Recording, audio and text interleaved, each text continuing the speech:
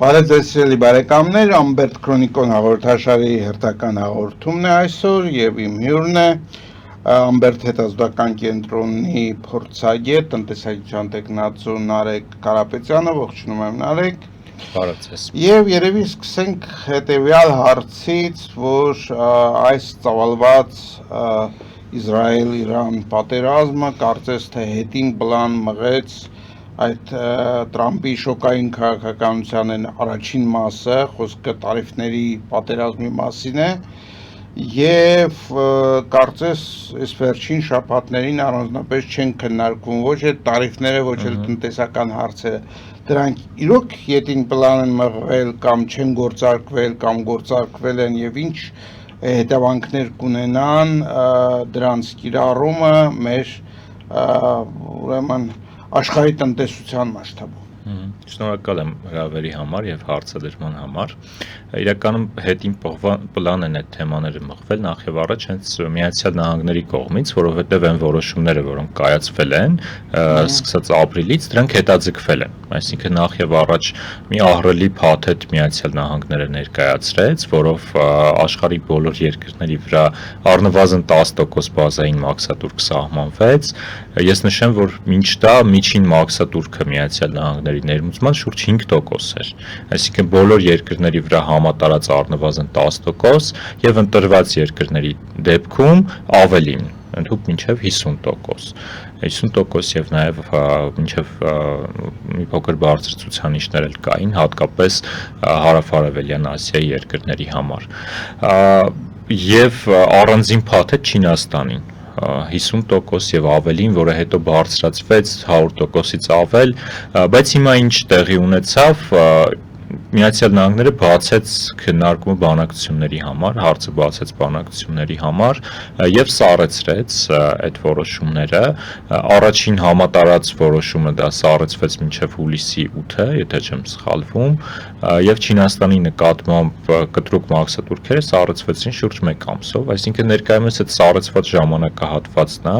երբ պետքա բանակցեն երկրները Միացյալ Նահանգների հետ, փորձելու հասնել ինչ որ փոխզիջումային տարբերակի։ Բայց ամեն դեպքում, եթե նայենք, ես նշեցի, որ 5% էր նախկինում մաքսատուրքերը Միացյալ Նահանգների, դրանից առաջ էլ ավելի ցածր էր, Թրամփի առաջին պաշտոնավարումից առաջ էլ ավելի ցածր էր, 2-3%, 5% էր այս պաշտոնավարման սկզբում եւ ներկայումս 15% է գործող դրույքաչափը։ Եվ եթե կիրառվեր ամբողջ փաթեթը կբարձրանար 25% եւ ավելի։ Դուք միջին իմաստն եք խոսում։ Այո, միջին կշռված ըստ կարևորության երկրների ըստ առևտրի շրջանառության կշռված միջին դրույքաչափը ներկայումս 15% է։ Ճիշտ է դրալ դեպքում միջինով խոսել, որովհետեւ միայն մեկ Չինաստան իր այդ պարամետրը այնպես է փոխում, որ կարծես թե ոչինչ չի ասում, այսինքն այդ միջին դրույքաչափը տվյալ դեպքում, ինչպես նաև այլ դեպքերում, երբ տարբեր պետություններ տարբեր ուրեմն տվյալներ են ուզում ներկայացնել, այդ դրույքաչափը չի արտահայտում այն իրավիճակը, որը իրականում կա։ Իհարկե, շատ տարբեր են ցուցանիշները ըստ երկրների, միջին դրույքաչափը կարծես թե հուշում է իրավիճակը Միացյալ Նահանգների սպառողի տեսանկյունից, որտեղ ասում է, որ Միացյալ Նահանգների սպառողի համար ներմուծվող ապրանքները թանկանում են շուրջ 15%-ով համեմատած նախորդ սցենարը։ Շատ լավ, տեսեք, Տրամպի կողմից այդ դրույքաչափերի մտցնումը, դրույքների մեծացումը, նույն Չինաստանին 100 քանի տոկոս սարքելը, որը որ ես կարծում եմ տնտեսագիտական իմաստով դառնում է առևտուրը զրոյացնելու մասին է խոսքը, որովհետև ոչ մի երկիր, ոչ մի բիզնեսմեն 100% դրույքաչափի մեջ չի կարող գտնել ինչ-որ շահույթի կամ ընդհանրապես բիզնես անելու ձև, եւ տվյալ դեպքում այդ դրույքաչափերի ուրեմն բարձրացումը թվում էր թե նույն Տրամպի կողմից ինչ-որ իմպուլսիվ, չհամաձայնեցված, չմտածված գործողությունների արդյունք է, այդպես է արդյոք թե ոչ, եւ այս սառեցումները եւս կարծես թե դրա մասին են խոսում, որ սկզբից բարձրացրեց, հետո սառեցրեց եւ այլն։ Եվ եթե այդպես է, ապա այդ մոտեցումը կարող է բավականին վատ ազդել տնտեսության վրա, թե դրա մեջ ինչ-որ խոր թաքնված իմաստներ կան, որը մենք չենք տեսնում։ Ես կարծում ճիշտ մեկնաբանությունը նա է, որ ուղղությունը մաքսատուրքերի բարձրացման ընդհանուր ուղղությունը դա խորը մտածված է եւ ոչ միայն Թրամփինն է, դա այլ ընդհանուր առմամբ Միացյալ Նահանգների հասարակությանն է, որովհետեւ օրինակ Ջո Բայդենը չնվազեցրեց Թրամփի առաջին պաշտոնավարման ընթացքում բարձրացրած մաքսատուրքերը եւ սա հուշում է, որ նման տրամադրություններ առկա են ընդհանուր առմամբ Միացյալ Նահանգների հասարակությունում, որ Միացյալ Նահանգների տնտեսությունը հասարակությունը սկսել է շատ սպառել ներմուծվող ապրանքներ, թուլացել է արտադրական ներուժը, այն սկսել է զիջել առնվազն գնի տեսանկյունից ասիական երկրներին եւ նախ եւ առաջ Չինաստանին, բայց դրա ձևը, որոշումների կայացման ձևը բնականաբար իմպուլսիվ էր եւ լավ մտածված չէր եւ գուցե ինչ որտեղ էլ խաղարկային էր, այսինքն ավելի շատ հիշեցնում էր բիզնեսում կայացվող որոշումները, որտեղ նման խաղարկային սցենարները ավելի ընդունված են եւ նույն Թրամփի կողմից բազմիցս կիրառվել են, բայց համաշխարհային քաղաքականության մեջ համաշխարհային տնտեսության թիվ 1 դերակատարի կողմից խաղարկային որոշումները, այսինքն խաղի մեջ մտնել, բարձր մաքսատուրք դնել, հետո պահանջել, սակարկել, դա կարծում եմ ինչ որ առումով այդքան էլ ընդունված մոտեցում չէ միջազգային քաղաքականության մեջ, բայց այն որ բարձր մաքսատուրքերը դա նաև Միացյալ Նահանգների քաղաքացու պահանջ է, որովհետև Թրամփը եկել էր հենց այդ խոստմամբ եւ այդ նպատակով, ընտրվել է հենց այդ մանդատով խթանելու Միացյալ Նահանգների տեղական արտադրանքը եւ հզորացնելու Միացյալ Նահանգների արտադրական ներուժը, որը տասնամյակներ շարունակ կարելի է ասել թուլացնում էր իր դիրքերը եւ զիջում էր մրցունակությունը այդ թվում ասիական երկրներին ու նաեւ եվրոպական արտադրողներին ինչ որ այստեղ մի մեկնաբանություն եմ ուզում ստանալ ձեզնից, այդ տեսեք, բոլորն էլ գիտեն, որ աշխատուժի էժան լինելու պատճառով շատ ամերիկյան ընկերություններ իրենց ձեռնարկությունները տեղափոխեցին, ասենք նույն ուրեմն հեռավոր արևելյան այդ շուկաներ, Չինաստան եւ այլն, բայց միևնույն ժամանակ նրանք շարունակում էին մնալ այդ ձեռնարկությունների տերը այնտեղ։ Այսինքն ինչ է կատարվում, փաստորեն ձեռնարկությունը ամերիկյան է, շահույթը ստանում է ամերիկան, ձեռնարկությունը գտնվում է ինչ որտեղ երրորդ երկրներում։ Այս իրավիճակը կարծես թե դրամական տեսակետից պիտի ձեռնտու լիներ Ամերիկային, որովհետև նրանք փաստորեն շահագործում են ցածր վճարվող աշխատուժը եւ շահույթները ստանում են տվյալ ուրեմն երկրում, տվյալ երկրում են մուծում, ասենք հարկերը եւ այլ, ինչն է այստեղ այնպես չի։ Ես ավելի խտացնեմ գույները, երկրորդ համաշխարհայինից հետո աշխարհում ձևավորվել է համաշխարհային տնտեսություն ձևավորվել է մի իրավիճակ, երբ Միացյալ Նահանգները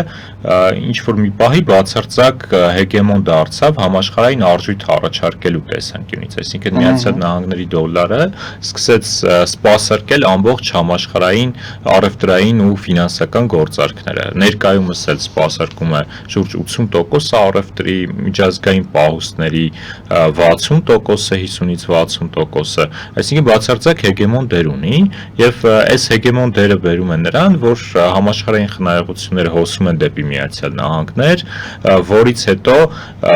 նորից հետ են հոսում այդ երկրներ ներդրումների ձևով, այսինքն միացյալ ներդրումների կամ ներմուծման ձևով, այսինքն համաշխարհային խնայողությունները գոյանում են այն երկրներում, որոնք համաշխարհային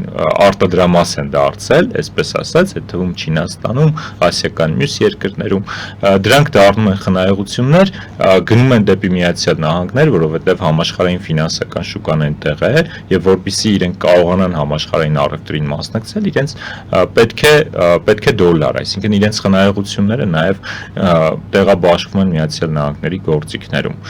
Եվ այնուհետև Միացյալ Նահանգներից դրանք նորից հետ են գնում ու գնում են այդ ապրանքները, որոնք արտադրվել էին Ասիայում, այսինքն տպավորություն է, որ սա շատ ձեռնտու իրավիճակ է Միացյալ Նահանգների համար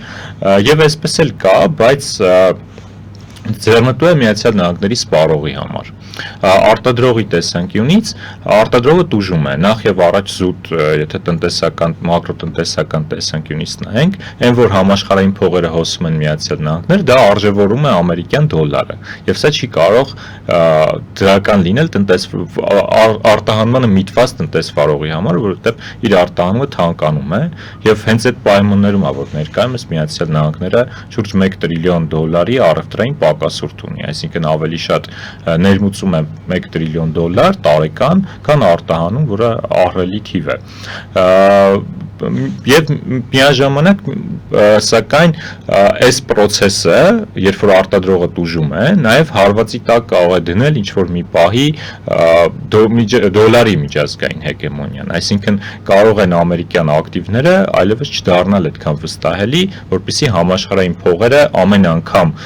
խնայողություններ դառնալուց հոսեն դեպի Միացյալ Նահանգներ։ Եվ ես կարծում եմ, այս վախը Միացյալ Նահանգներում զգացել են ու զգացել են բավականին շուտ։ Դեռևս 1980-ականներին Միացյալ Նահանգները սկսեց շատ մեծ ճնշում գործադրել Ճապոնիայի վրա, քանի որ այդ ժամանակ էլ կարելի ասել նույն process-ը, ինչ որ հիմա Չինաստանի հետ էր, Ճապոնիայի հետ էր տեղի ունենում, Միացյալ Նահանգների արտադրողները զիջում էին ճապոնական արտադրողներին, ամենալավ օրինակը ավտոարդյունաբերությունն է, շատ սահուն ձևով ամերիկյան ավտոարտադրողները զիջեցին շուկան ճապոնական Toyota-ին եւ Nissan-ին պայմանական։ Եվ այս ժամանակ Միացյալ Նահանգները շատ մեծ ճնշումներ սկսեց բանեցնել Ճապոնիայի վրա, որպեսզի միտումնավոր իր ազգային արժույթը իրենը արժեզրկի, արժևորի, կներեք, արժևորի, որպեսզի դոլարը արժեզրկվի եւ ամերիկյան արտադրողի համար առևտրի պայմանները լավանան եւ իդեպ Ճապոնիան այդ ճնշումներին չկարողացավ դիմակայել եւ հոժարակամ համաձայնագիր ստորագրեցին, որով պարտավորվեցին ճապոնական իենը ուժեղացնել եւ դրանից տուժեց ճապոնական արդյունաբերությունը եւ դրանից հետո նաեւ տեղի ունեցավ Ճապոնիայի մեծ տնտեսական կոլապսը, որից հետո նաեւ ստագնացիայի տասնամյակները, որը Ճապոնիայում եղավ։ Այսինքն սա բավականին բարդ խաղ է, որի ռիսկերը Միացյալ Նահանգներում դեռ վաղուց են հասկացել, այն անգամ ակադեմիական բնորոշում ունի Տրիֆենի պարադոքս, որ երկիրը օգտվում է միջազգային ռեզերվային արժույթի ընձեռած հնարավորություններից, բայց մյուս կողմից բախվում է մարտահրավերի։ Հիմա այս բարձրացնել մաքսատուրքերը սա ինչ-որ լուծման ուղղություն է, խնդրի, թվացial լուծման ուղղություն է, որը սակայն պետք է ճիշտ օգտագործել։ Նման իմպուլսիվ որոշումներով, անկայունություն, անորոշություն առաջացնելով կարելի է ավելի շատ վնասել, քան օգուտ տալ։ Այստեղ բնականաբար երկրորդ հարցն է ծագում, չէ՞ որ նման որոշումներով նա ստիպում է, որպեսզի այն երկրներին, որ երկրների տնտեսական շահերին խփում է այդպիսի քաղաքականությունը, իրենք էլ կատարեն համապատասխան քայլեր, ինչ-որ բլոկներ ձևավորեն, արժույթը փորձեն փոխել։ Մենք շատ ենք տեսել, որ Ռուսաստանն է փորձում փոխել այդ միջազգային արժույթը, տարբեր տնտեսական բլոկներ են պատրաստվում, որոնք փաստորեն դիմակայում են այդ հեգեմոնիային, եւ արդյոք այդպիսի քաղաքականությունը չի բարդացնում այս բլոկների ձևավորումը, չի նպաստում նրան, որ այդ հեգեմոնիան Ամերիկայի Միացյալ Նահանգների իջի դառնա։ Հենց նման մեկնաբանություններ համաշխարհային մամուլում տնտեսագետների կողմից շատ կարող են հանդիպել, այո, տարբեր ակադեմիկները, ովքեր հենց Միացյալ Նահանգների շահերի տեսանկյունից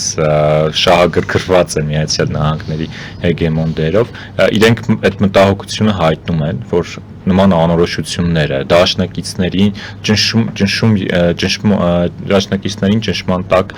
դնելը, կարծես թե ինչ-որ նաև այսպես մեջքից խփել է, հա, որովհետև առաջինը հարվածը ստացավ, որ օրինակ Միացյալ Նահանգների ամենահավատարիմ դաշնակիցներից Կանադան, որի հետ որևէ խնդիր Միացյալ Նահանգները կարծես թե չի ունեցել, կամ եվրոպական երկրները, այսինքն Միացյալ Նահանգների կողմից այս հարվածը դաշնակիցներին չի մոռացվելու եւ սա իր հետևանքը ունենալու է։ Մյուս կողմից Միացյալ Նահանգները օգտվում է իր այն արտոնությունից, այսպես ասած, որ տեխնոլոգիապես Միացյալ Նահանգները շարունակում է առաջատար մնալ վերանալ, օրինակ պրոցեսորների արտադրություն, ծրագրային ապահովման արտադրություն, այդ ամեն ինչը Միացյալ Նահանգներում է շարունակում կենտրոնացած լինել եւ օրինակ դեռ Չինաստանը չի կարող այս երկու ուղղություններով մրցունակ համարվել Միացյալ Նահանգների համեմատ կամ ինչպես գիտենք թվային ծառայությունների մեծ մասը ասենք սոցցանցերը, որոնողական համակարգերը, արհեստական բանականության տեխնոլոգիաները, ասենք ChatGPT-ին, դրանք Միացյալ Նահանգների տեխնոլոգիաներ են եւ ամեն դեպքում աշխարհը չի կարող իրեն զրկել այս ամենաառաջադեմ տեխնոլոգիաներից։ Չնայած ուրեմն ես կարծում եմ, որ նույն Չինաստանը բավականին հաջողությամբ մրցակցում է այդ ասպարեզներում եւ դրա այդ էր պատճառը, որ երբ որ այդ տարիֆները Չինաստանի նկատմամբ այդպես բարձր դրվում էին, հետո ոլորտ առ ոլորտ սկսեցին դուրս գալ հատկապես չիպերի արտադրությունը եւ այլն, այդ տեխնոլոգիական ոլորտները մնացին նախկին տարիֆների տակ։ Ինչևէ, այս մեծ գլոբալ տնտեսական խաղի մեջ ես կուզենամ մենք խոսենք Հայաստանի մասին, ինչ ռիսկեր ունի Հայաստանը, ինչ հնարավորություններ է առաջանում այս նոր իրավիճակում եւ արդյոք Հայաստանի Հանրապետության կառավարությունը հստակ պատկերացնում է, թե ինչ պետք է անել այս իրավիճակում։ Ես կարծում եմ ներկայիս իրավիճակում շատ դժվար է գտնել երկիր, որը պատկերացնում է, թե ինչպես է պետք կողմնորոշվել այս անորոշությունների մեջ, որովհետև իրականում Միացյալ Նահանգների քաղաքականությունը մի մեծ անորոշություն է, հայտնի չէ, թե ի վերջո ինչպիսի մաքսատուրքերի միջավայր կձևավորվի, որովհետև իրենք բացել են հարթակը բանակցությունների համար, սառեցրել են այդ որոշումները եւ սպասում են, գուցե տարբեր երկրներից տարբեր ակնկալիքներ կան, այդ թվում նաեւ քաղաքական եւ գուցե այդ գործիքը շահարկում են այս տեսանկյունից դրա համար ներկայումս հայտնի չի թե ինչպիսի մաքսատուրքերի միջավայր կձևավորվի, բայց մի բան հստակ է, որ մաքսատուրքերը հատկապես այն երկրների համար, որոնք Միացյալ Նահանգների հետ առևտրային հավելուրդ ունեն, այսինքն ավելի շատ են արտահանում Միացյալ Նահանգներ, քան ներմուծում են Միացյալ Նահանգներից, մեծ մաքսատուրքեր են ստանալու եւ ընդհանուր առմամբ մեծ արգելանք են ստանալու Միացյալ Նահանգներ ապրանքներ արտահանելու համար։ Պայմանական Չինաստանը, ասենք մյուս ռեգիոնի, ասիական ռեգիոնի երկրները, ոնց որ ասենք Վիետնամը, Կամբոջան, դրանք մեծ առևտրային հավելուրդներ ունեն Միացյալ Նահանգների նկատմամբ, եւ Միացյալ Նահանգները ամենաբարձր մաքսատուրքերն հենց նախատեսում է այս երկրների նկատմամբ կիրառել։ Դա այսպես մակերեսային տեսանկյունից կարծես թե որոշակի առավելության մեջ է դնում այն երկրներին, որոնք չունեն այդ առևտրային հավելուրդները, ոնց որ Հայաստանը։ Հայաստանը տարեկան 300-400 միլիոն դոլարի ներմուծումներ է իրականացնում Միացյալ Նահանգներից, հիմնականում ավտոմեքենաներ, մեծ մասը ավտոմեքենաներն է, բայց արտահանում է շուրջ 60-50-60 միլիոն դոլար։ Դրա համար երբ որ ապրիլին հայտարարվեցին մաքսատուրքերի որոշումների մասին, Հայաստանը 10% բազային դրույթի տակ ընկավ։ Այս տեսանկյունից հնարավոր է որոշակի առավելություն ներմուծման առումով, որը գուցե կարելի է օգտագործել, բայց խնդիրը նրանում է, որ Հայաստանը ընդհանրապես չի օգտագործում, կարելի ասել ընդհանրապես չի օգտագործում այն ռեսուրսը, որը առկա է Միացյալ Նահանգներում որպես արտահանման շուկա, որովհետև մենք երկրորդ աշխարհում ամենամեծ սփյուռքը ունենք Միացյալ Նահանգներում, բայց մեր արտահանման մեջ Միացյալ Նահանգները արտահանում չինչին կշիռ ունի։ Սա իհարկե նաև որակի ստանդարտների հարց է, գուցե ֆիզիկական հեռավորության հարց է, բայց ամեն դեպքում կարծում եմ 60 միլիոն դոլարը այն ցուցանիշը չէ, որը Հայաստանը կարող է ունենալ Միացյալ Նահանգների արտահանման։ Եվ հետաքրքիր է, թե այս մեծ խաղի մեջ մեր ԵԱՏՄ անդամ լինելը ինչ դեր կարող է կատարել։ Ճիշտ է, մենք տեսանք, որ իր պաշտոնավարման սկզբում Թրամփը կարծես թե Ռուսաստանի հետ հարաբերությունները նորմալացնելու ի հեճուկս նույնիսկ իր գործընկերների, ասենք Եվրոպայի եւ այլն, այսպես միտում փորձեց կազմակերպել, որ Ամերիկայի Միացյալ Նահանգների եւ Ռուսաստանի միջև հարաբերությունները ուրեմն լավանան, բայց իրականում դեռ փաստացի հողի վրա մենք ոչ մի քայլ չենք տեսնում այդ ուղղությամբ Եվ ես ուզում եի տեսնել, թե ինչպես է տեղավորվում այս նոր մարտկադրույքների մեջ ԵԱՏՄ անդամ լինելը։ Մեզ խանգարում է դա, մեզ օգնում է դա եւ ընդհանրապես ինչ հեռանկար ունի։ Տեսեք, ԵԱՏՄ-ն պրոտեկցիոնիստական միություն է, բավականին բարձր մաքսատուրքերով։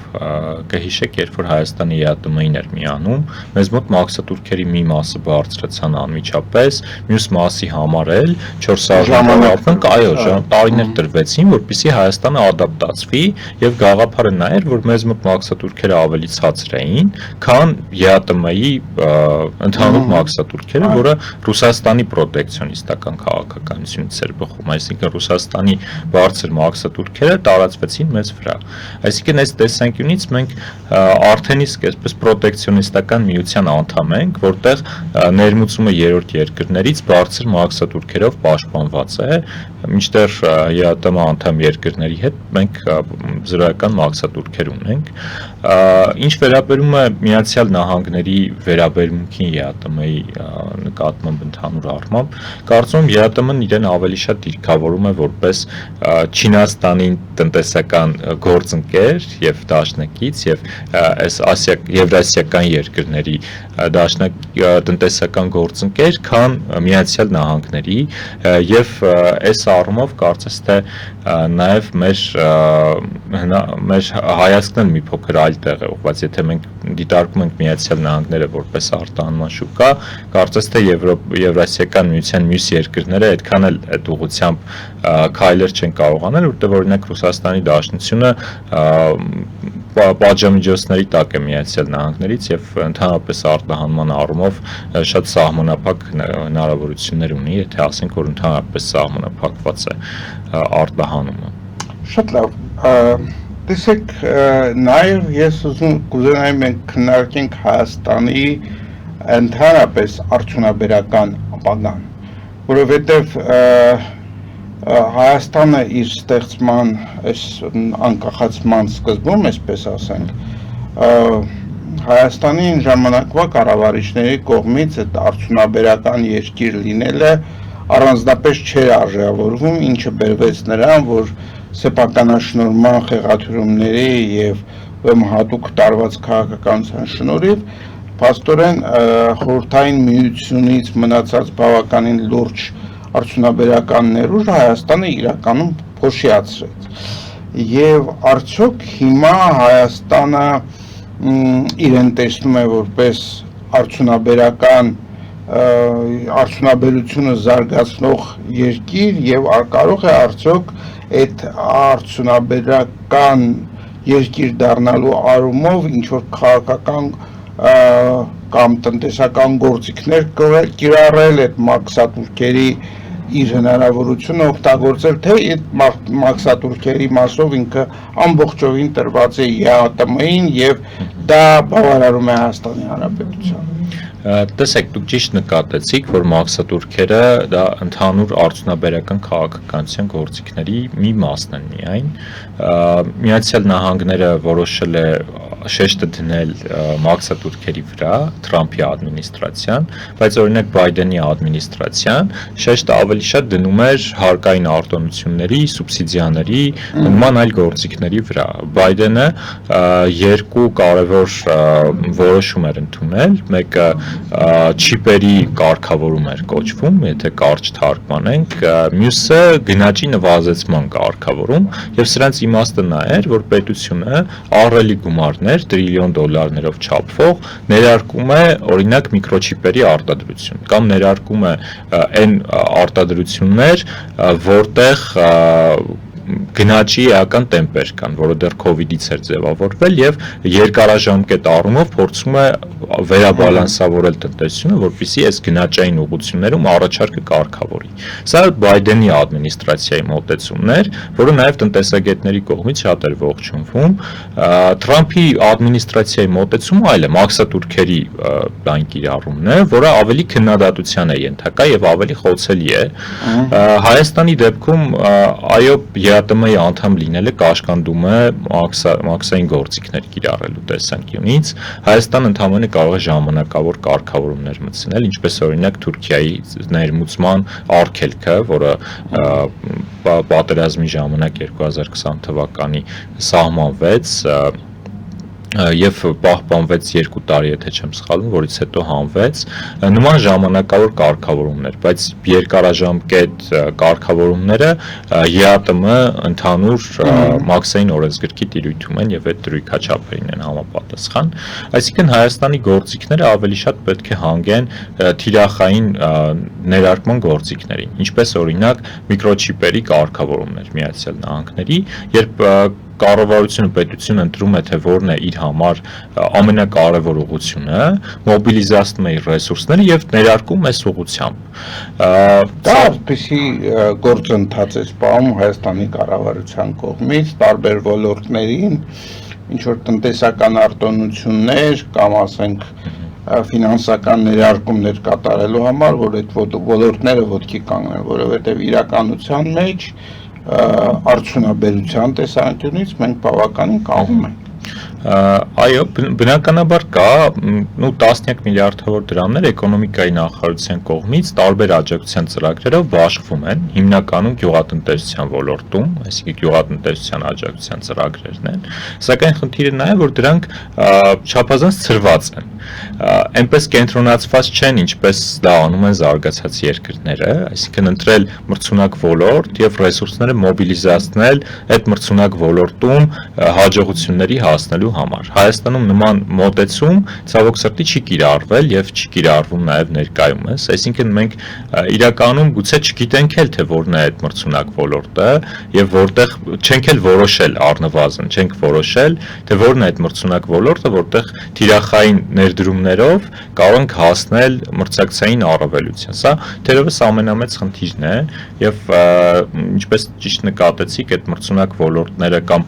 արդյունաբերական ոլորտները Հայաստանը կորցրել է դեռ սովետական միության փլուզումից հետո եւ դրանից հետո արդյունաբերության տեսանկյունից կարողացել է վերականգնել սննդի արդյունաբերությունը, մշակող արդյունաբերության ուղղությունից, հանքարդյունաբերությունը եւ որ շատ կարեւոր է տեղեկատվական տեխնոլոգիաները, որը զրոյից ստեղծվել է Հայաստանում հենց երրորդ հանրապետության տարիներին եւ կարելի է ասել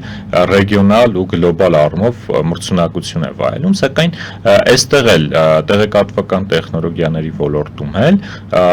էական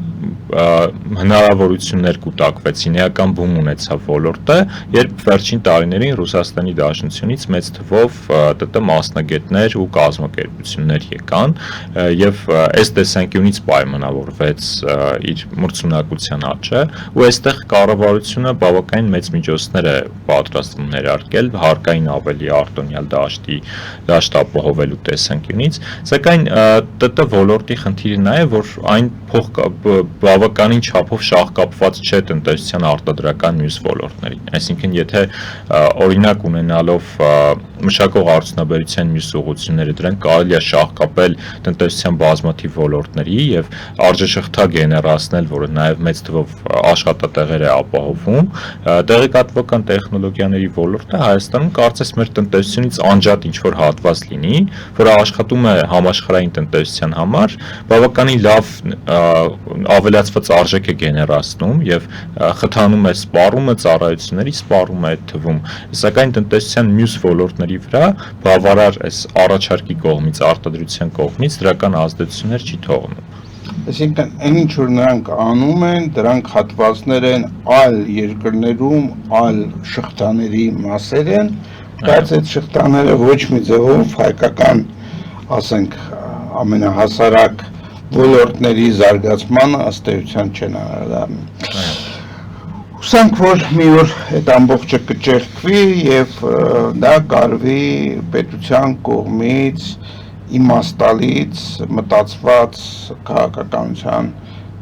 ներդրման շնորհիվ։ Շնորհակալություն հարցազրույցի համար, սիրելի բարեկամներ, իմ զրուցակիցն էր Ամբերտ հետազոտական կենտրոնի փորձագետ, տնտեսագիտության տեխնացու Նարեկ Կարապետյանը։ Մաղթում եմ ձեզ ամենայն բարիք եւ մինչեւ նոր հանդիպում։